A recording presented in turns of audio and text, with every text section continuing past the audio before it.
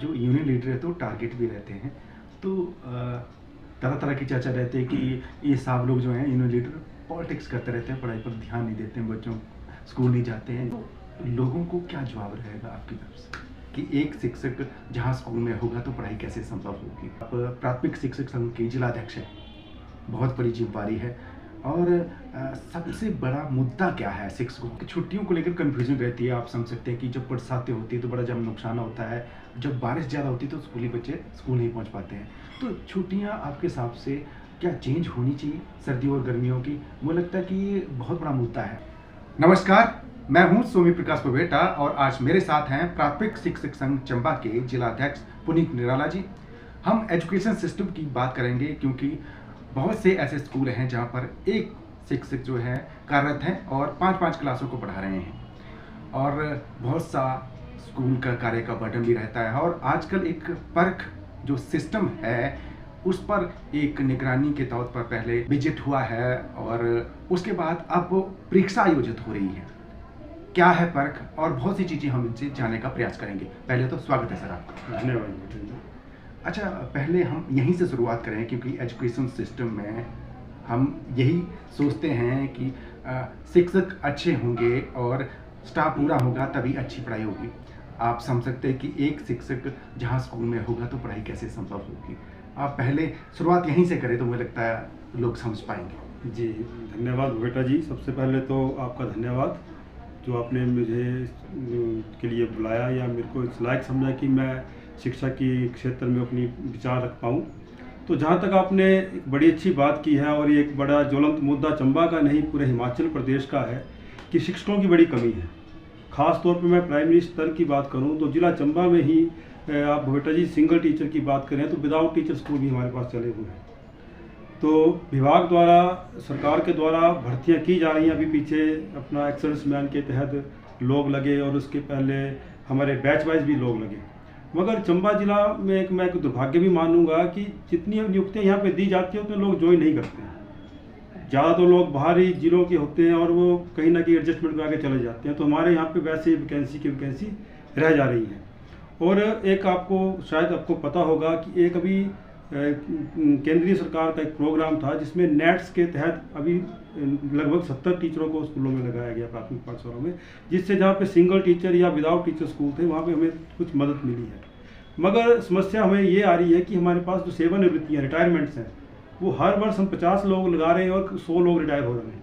तो ऐसे में उस पूर्ति को पूरा करना सरकार के लिए भी मुश्किल है, विभाग के लिए भी मुश्किल है। मगर हम यही उम्मीद करते हैं और हमारे संगठन की ओर से भी सरकार से बार बार यही अपील की जा रही है कि ये नियुक्तियों को जो जल्दी से जल्दी किया जाए और हो सके तो जिला चंबा या जो हमारे ट्राइबल के क्षेत्र हैं वहाँ पर लोकल नियुक्तियाँ जो जैसे पहले भी हुई हैं उसी के माध्यम से की जाए, ताकि हमारा जो पिछड़ा जिला है और जिसको बैकवर्ड जिला भी हम पूरे हिमाचल में कहा जाता है, तो यहाँ पर जो शिक्षा का स्तर है वो ऊपर उठ सके। बहुत अच्छी बात कही है। मुझे लगता है कि अगर लोकल टीचर को प्रेफरेंस दी जाएगी, प्राथमिकता दी जाएगी तो स्कूल खाली नहीं रहेंगे। और बड़ी बात इन्होंने ये भी कही कि जो टीचर की जिनकी ज्वाइनिंग के लिए ऑर्डर होते हैं वो ज्वाइन नहीं करते हैं, इसकी वजह से भी काफ़ी दिक्कत आ रही है। तो मुझे लगता है कि इनका बहुत अच्छा सुझाव है, अगर लोकल टीचर को प्राथमिकता दी जाएगी तो स्कूल खाली नहीं रहेंगे और अच्छी पढ़ाई हो सकेगी। आप प्राथमिक शिक्षक संघ के जिलाध्यक्ष हैं, बहुत बड़ी जिम्मेदारी है। और सबसे बड़ा मुद्दा क्या है शिक्षकों का? मुझे लगता है कि यहाँ पर एज ए यूनियन लीडर अगर वो बात ना होगी तो ये इंटरव्यू अच्छा नहीं होगा। तो मुझे लगता है कि वो भी बताए कि मुद्दे क्या है, प्रमुखता से बताएं। बेटा जी, हमारा जो हिमाचल प्रदेश प्राथमिक शिक्षक संघ है, ये आपको मैं एक बात बता दूं कि ये सिर्फ हिमाचल का नहीं, ये all India primary teacher federation का एफिलिएटेड संघ है और इंटरनेशनल में भी हमारी ब्रांचेज हैं। और हमारे पूरे भारतवर्ष में 28 राज्यों में हमारा ये संगठन काम करता है, जिसमें 1-2 राज्यों को छोड़ के सभी जगह हम लोग हैं। और हिमाचल प्रदेश की बात करूं तो अध्यापकों का सबसे बड़ा संगठन ये प्राथमिक शिक्षक संघ है, जिसमें 25,000 लोग हमारे हैं। चंबा की बात करूं तो 2,500 लोग हमारे इसके मेंबर हैं। और समस्याएं मुद्दों की बात की तो आज की तारीख में आप भी न्यूज़पेपर के माध्यम से या मीडिया के माध्यम से जानते हैं कि बड़े सारे मुद्दे हमारे चले हुए हैं। अभी एक बहुत बड़ा जो हमारा मुद्दा था, जो हमारी खेल कूद प्रतियोगिताएँ थी जो विभाग द्वारा बंद कर दी गई थी, इसके लिए हम सरकार से मिले। हमने अल्टीमेटम धरने तक का अल्टीमेटम सरकार को दिया कि अगर वो हमारी खेल कूद प्रतियोगिताएँ बहाल नहीं कराते हैं तो हमारा संगठन 25,000 लोग सड़कों पर आ जाएंगे। तो बातचीत करके सीएम महोदय से, सेक्रेटरी महोदय से मिलके वो खेल कूद प्रतियोगिता बहाल तो हुई, मगर किसी छोटे स्तर तक ही वो, इस बार आपको पता होगा कि खंड स्तर तक ही वो हो पाई है। उसकी मेन वजह ये थी कि समय अभी निकल चुका था, क्योंकि जो चीज़ें सितंबर या अगस्त में होती थी वो नवंबर दिसंबर में ठंड की वजह से नहीं हो पा रही है।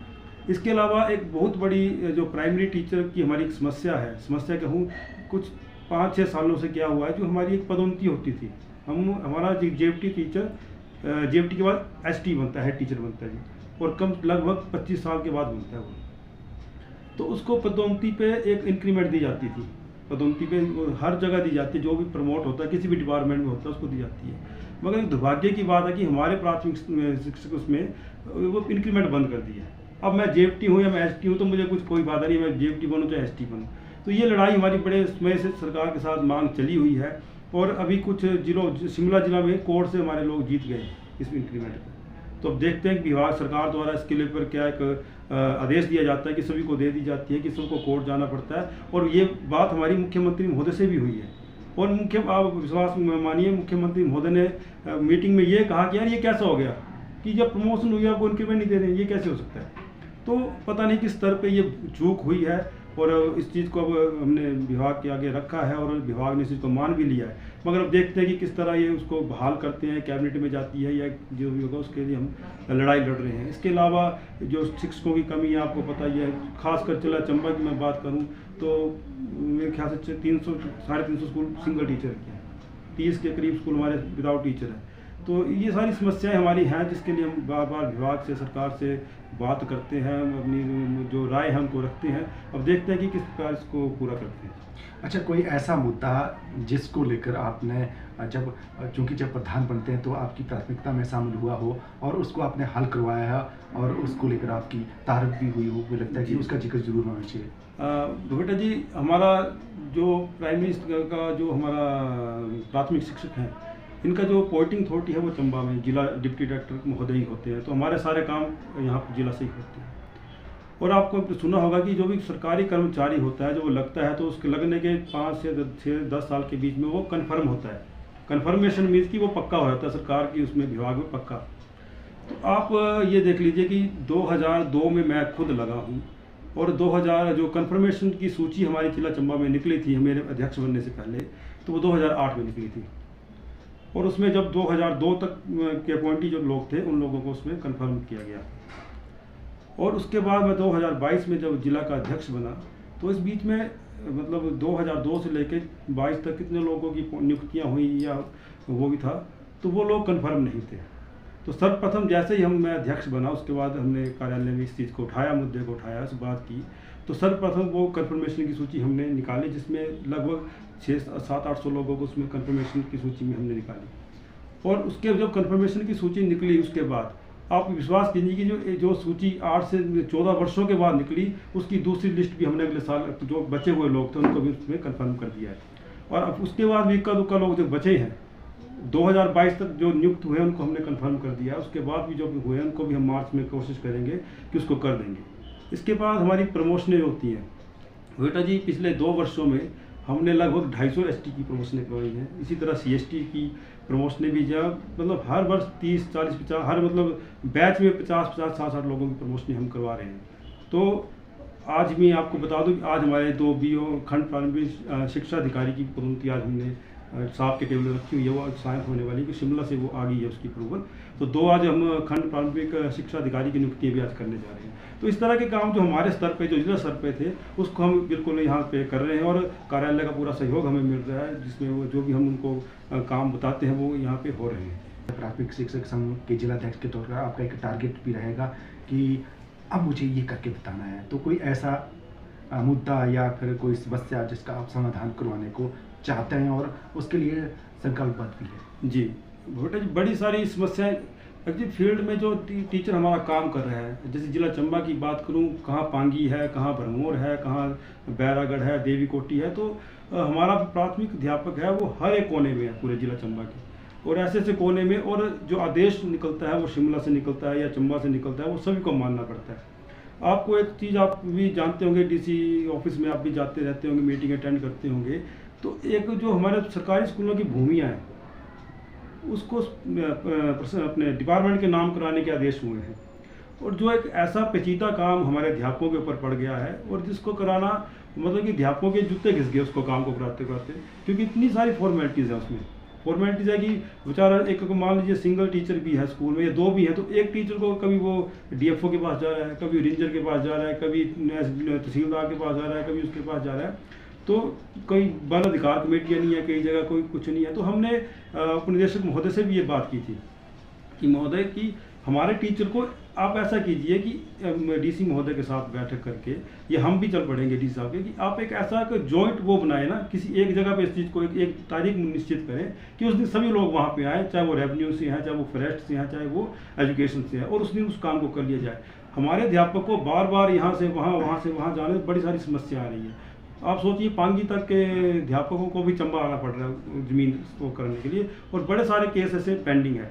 और सरकारी भूमि को सरकार को ट्रांसफ़र करना तो ये सरकारी विभाग करवा सकते हैं, इसमें टीचरों को इसमें। तो हमने ये कोशिश हमारी ये रहेगी कि हम अति शीघ्र उपनिदेशक महोदय की अध्यक्षता में डीसी साहब से मिलें, उनको ये सुझाव दें कि आप जो रेवेन्यू है या फॉरेस्ट है, चाहे अन्य जो भी डिपार्टमेंट इसमें लिप्त हैं, उनको सबको एक जगह एक डेट दें और वहाँ पे बुला के उसको जॉइंट कमेटी बना के उसको हल करा दें उसको, ताकि हमारे टीचरों को इसका बर्डन ना पड़े। दूसरा, एक हमारे स्कूलों में बड़ी सारी समस्या है, आपको पता ही है। आजकल इनरोलमेंट कम हो रही है स्कूलों में, हमारे कई स्कूल बंद हो चुके हैं आज की तारीख में। बंद होने के बाद जो हमारी पोस्टें थी, उसमें अध्यापकों की पोस्टें थी, जिसमें एसटी की थी, सीएसटी की थी या जेएफटी की थी, वो पोस्टें भी ख़त्म हो रही हैं। और आने वाले समय में क्या होगा कि जो नया लोग ट्रेनिंग कर रहे हैं या जो हमारे नौजवान युवा हैं, उनको नौकरियों को जो वो कम हो जाएंगी। तो हम इन्हें ये भी एक प्रयास हम ये लोग कर रहे हैं कि उन पोस्टों को अन्य स्कूलों में शिफ्ट कर दिया जाए, ताकि जो एसटी हैं या जो सीएसटी की पोस्टें हैं, जो अन्य जो हमारे अध्यापक साथी विभाग में आएंगे या जिन लोगों को ये प्रमोशनें मिलेंगी, उन लोगों को इसका लाभ मिल सके। बैकलॉग बने, बिल्कुल एक पूल होता है उसमें रहे। और हमने कुछ किया भी है, कुछ पोस्टें शिफ्ट करवाई भी है स्कूलों में। जैसे सीएसटी हमारे कई स्कूल बंद हुए, उनको शिफ्ट करवाने का हमने प्रपोजल सरकार को भेजी, और कुछ पोस्टें वहाँ शिफ्ट हुई भी हैं, ताकि भविष्य में हमारे जो लोग हैं या बेरोजगार हैं या हमारे अध्यापक साथी, उनको उसका फ़ायदा मिल सके। आजकल सर एक परख एजुकेशन सिस्टम में एक नया आया है कोई कॉन्सेप्ट, तो वो काफ़ी चर्चा में है। लोग समझ नहीं पा रहे हैं कि स्कूल के टीचर भी कंफ्यूज हैं और बच्चे तो हैं ही कर। ये क्या चीज़ है, थोड़ा सा बारीकी से थोड़ा सा संक्षिप्त बताएं। भगोटा जी, परख जो आप ये जानते होंगे कि जो भारत सरकार है वो कुछ समय के बाद पूरे भारत में एक सर्वे करवाती है कि शिक्षा का स्तर किस राज्य में कहाँ तक पहुँचा है। तो इसी के तहत जो है, आपने नेस का नाम सुना होगा, नेशनल अचीवमेंट सर्वे, ये उसी का नाम उसको बदल के परख कर दिया गया। 2021 में ये नेस का एग्ज़ाम हुआ था और आपको पता ही है कि उस एग्ज़ाम के बाद जो सर्वे हुआ, उसके बाद हमारा जो हिमाचल प्रदेश है, जो पहले दूसरे तीसरे स्थान पे था शिक्षा में, वो जाके 21वें स्थान पर पहुँच गया है। तो इस बार जो है, उसके पीछे कारण बड़े थे। उसके लिए कोरोना का समय था, बच्चे स्कूल नहीं आए और ऑनलाइन पढ़ाइयाँ की, और उसका एकदम पेपर ले लिया उनका, उसके लिए नहीं जाएंगे। मगर इस बार की मैं बात करूं तो परख का एग्ज़ाम वो नेस का ही एग्ज़ाम है, जो तीसरी, छठी और 9वीं कक्षा का होगा इस बार। और इसके लिए आप जानते हैं डीसी महोदय, सरकार तक ने पूरा इसके लिए प्रयास कर रही है, और बड़ा सारे प्लान इसके लिए बना दिए गए हैं, जिसमें 20 डे का एक प्लान जो है, 20 दिन का पूरा प्लान सभी स्कूलों को दे दिया गया है कि 20 दिन में आपने 0 पीरियड लेना है। शुरू का स्टार्टिंग का 1 घंटा स्टार्टिंग का, उसमें सिर्फ परख की तैयारी करवानी है। और एक विस्तृत प्लान है कि इस दिन आपने हिंदी पढ़ानी है, इस दिन आपने ईवीएस पढ़ाना है, इस दिन आपने कौन सा चैप्टर बच्चे को पढ़ाना है। इसके लिए मॉक टेस्ट ले लिए गए, 3 मॉक टेस्ट इसके हो चुके हैं। और जिला चंबा, अब तो मैं आपको एक और बात बता दूं कि इसके लिए स्कूल भी अब आ गए हैं जिन स्कूलों में ये होगा।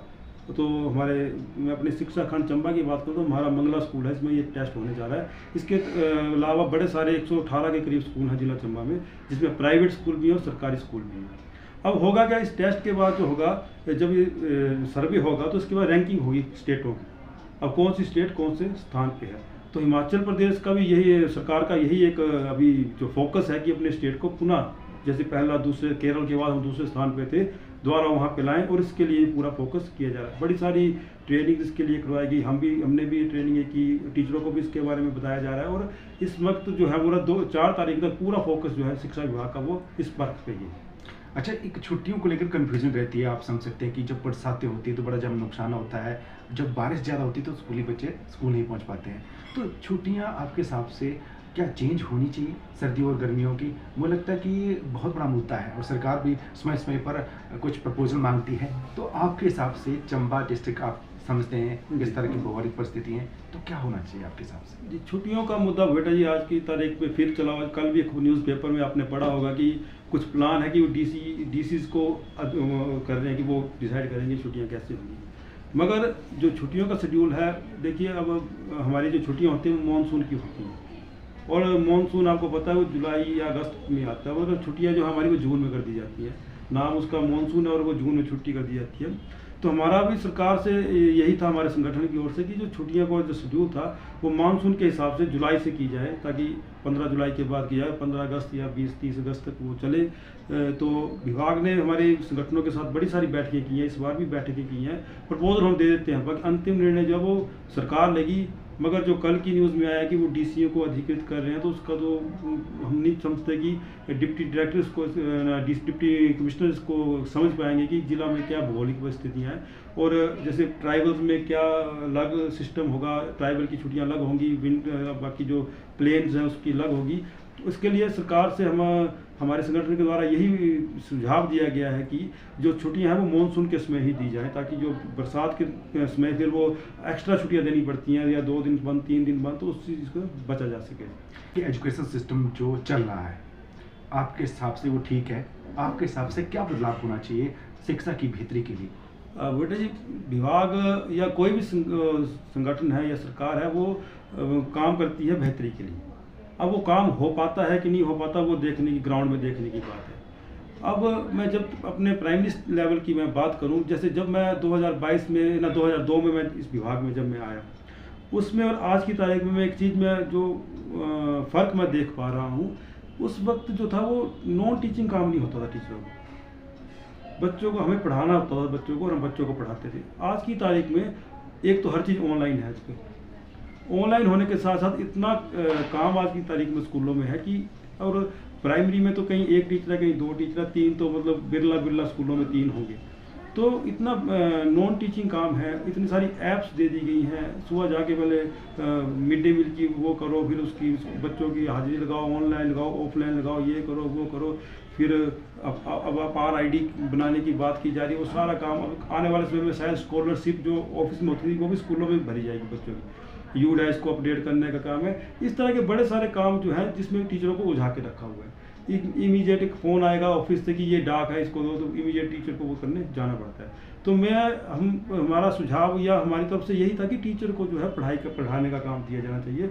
अन्य जितने भी काम है, चाहे वो इलेक्शन से रिलेटेड है या कोई अन्य डिपार्टमेंट से रिलेटेड है, उसको अन्य लोगों से करवा लेना चाहिए। टीचर का मेन काम है उसको करने दिया जाए, और अगर उसके बाद अगर उसका रिजल्ट कम आता है तो उसकी जवाबदेही उससे निश्चित की जाए। मगर इतने सारे काम के साथ अगर आप बोलेंगे ये भी करो, वो भी करो, ये भी करो, तो फिर वो मुश्किल हो जाएगा। एंड में मैं ये भी पूछूंगा, क्योंकि जो यूनियन लीडर है तो टारगेट भी रहते हैं, तो तरह तरह की चर्चा रहती है कि ये सब लोग जो हैं यूनियन लीडर पॉलिटिक्स करते रहते हैं, पढ़ाई पर ध्यान नहीं देते हैं, बच्चों स्कूल नहीं जाते हैं। तो जैसे आज हम आए हैं BRC ऑफिस में, तो आप तो खैर नेचुरली यहाँ पर जो ट्रेनिंग प्रोग्राम उसमें आए हैं, तो लोगों को क्या जवाब रहेगा आपकी तरफ से? अब बेटा जी, एक परसेप्शन बनी हुई है कि जो लीडर होते हैं वो पढ़ाते नहीं है, या स्कूल नहीं जाते, या ऑफिसों के चक्कर लगाते हैं। तो ऐसा अब मेरे को तो इसका मैं ज़्यादा नहीं बोल सकता, मगर मैं अपनी बात जहाँ तक कहूँ तो 2022 में जब मैं आया, उससे पहले मैं अभी BRC था, इससे पहले मैं 6 साल तक BRC का रहा, तब तो यही मेरा कार्यालय था। मगर जब से हम स्कूल भी गए हैं, तो जो हमारा पहला जो काम है वो है बच्चों को पढ़ाना। मैं अध्यापकों का जो अगर अध्यक्ष हूँ तो पहले मैं अध्यापक हूँ, तो जो नैतिक जिम्मेवारी मेरी है वो बच्चों को पढ़ाना ही है, और उस काम को हम बखूबी करते हैं। तो बाकी जो कार्यालय की बात की या ऑफिस में जाने की बात है या यहाँ वहाँ जाने की बात है, वो काम भी हम करते हैं। मगर जो समय जो हमारे अध्यापक साथी है कि स्कूल के बाद घर जाके अपने परिवार को देते हैं, वो समय हम अपने कार्यालय को देते हैं और अध्यापकों के काम के लिए देते हैं। 3 बजे के बाद मैं डेली छुट्टी करने के बाद कार्यालय जाता हूँ, डिप्टी डायरेक्टर के ऑफिस में जाता हूँ। जितने भी काम, क्योंकि अगर जिला में हमें जो चुना गया है, तो चाहे वो पांगी से है, चाहे वो भरमौर से, मुझे फ़ोन करते हैं कि अब वो इतने दूर से कोई उनका छोटा सा काम होगा, तो अगर मैं कार्यालय में जाके वो करवा पाऊँ तो वही मेरा काम है। तो मुझे डेली जाना पड़ता है। मगर जो पहला काम है बच्चों को पढ़ाना, वो पूरा ज़िला आज की तारीख में जानता है, क्योंकि जो भी मुझे 8 से 9 से 3 बजे तक फ़ोन करता है तो मुझे स्कूल में ही पाता है कि प्रधान जी कहाँ है, और यही प्रश्न होता है मैं कहाँ होना, स्कूल में ही हूँ। तो ऐसा है कि वो काम पहला है और उस काम को ही हम पहले प्राथमिकता देते हैं।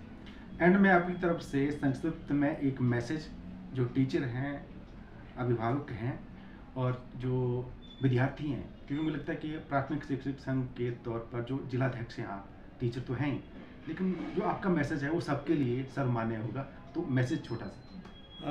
मैसेज तो इतना ही है कि जो हमारे अपने अध्यापक साथियों से तो मैं यही कहना चाहूँगा कि जो हमारा काम है बच्चों को पढ़ाना, मेरे सभी अध्यापकों से यही निवेदन है कि उस काम को प्राथमिकता दें। सर्वप्रथम बच्चों को जो अच्छी शिक्षा, अच्छा ज्ञान, अच्छा माहौल स्कूल में देने का प्रयास करें।